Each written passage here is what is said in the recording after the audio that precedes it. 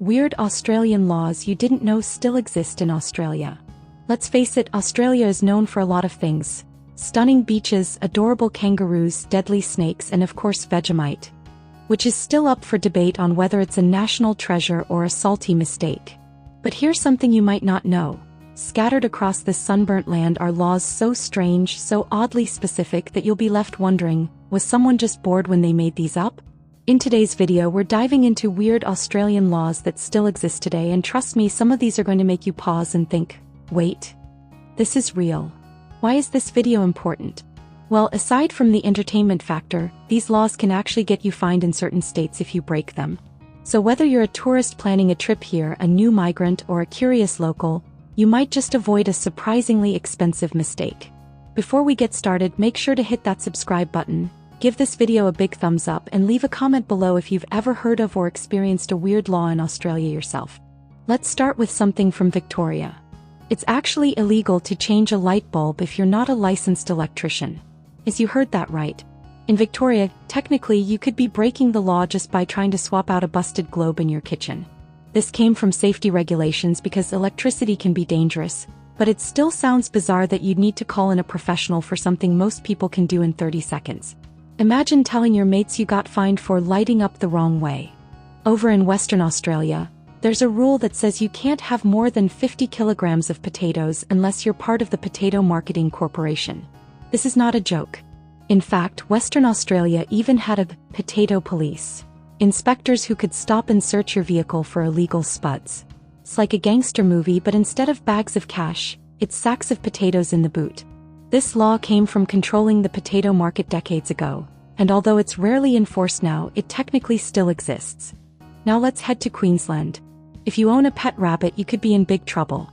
Rabbits are considered pests in most of Australia because they destroy crops and natural habitats. In Queensland, unless you're a magician or have a special permit, owning a rabbit is illegal. So if Bugs Bunny was from Brisbane, he'd be an outlaw.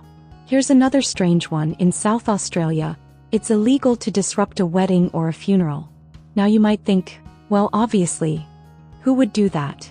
But this law is so specific, it even mentions things like interfering in a disorderly manner. Basically, if you shout out, "Don't do it," at a wedding or start heckling during a funeral, you could be arrested. I guess this is the law's way of saying, let people cry or marry in peace. In New South Wales, if you walk on the right side of a footpath instead of the left, you might be breaking pedestrian etiquette laws. Yes, Australians actually have a keep left rule for walking in public spaces, much like driving. While you probably won't get fined for forgetting, it's still technically part of the guidelines. So next time you're strolling through Sydney, remember, left is best. Let's not forget Tasmania, where it's illegal to challenge someone to a duel. Yes, duel like old-fashioned, meet me at dawn with pistols kind of duel. The law might be from the 1800s, but it's still there. I suppose they had to write it down in case two Tasmanian politicians started slapping each other with gloves. Here's one from Northern Territory. It's illegal to possess more than 50 liters of home-brewed alcohol without a license. Now this makes sense from a safety perspective, but the idea that there's a hard limit means some poor guy probably hit 51 liters and suddenly became a criminal. In Western Australia again, it's illegal to carry more than 50 kilograms of, wait for it, potatoes, as we said earlier. But here's another twist. You can't also own a pet pig in certain areas without a permit. And if your pig eats your illegal potatoes, that's a double crime scene. Now, one of my favorites, in Victoria, you're not allowed to wear pink hot pants after midday on a Sunday. Yep, fashion crimes are a real thing here.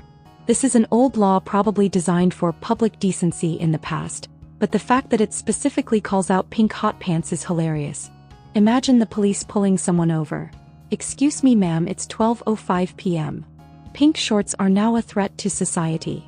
In Adelaide, you can't walk into a bar if you're already drunk. Yes, you heard right, you can't be drunk in public places like bars.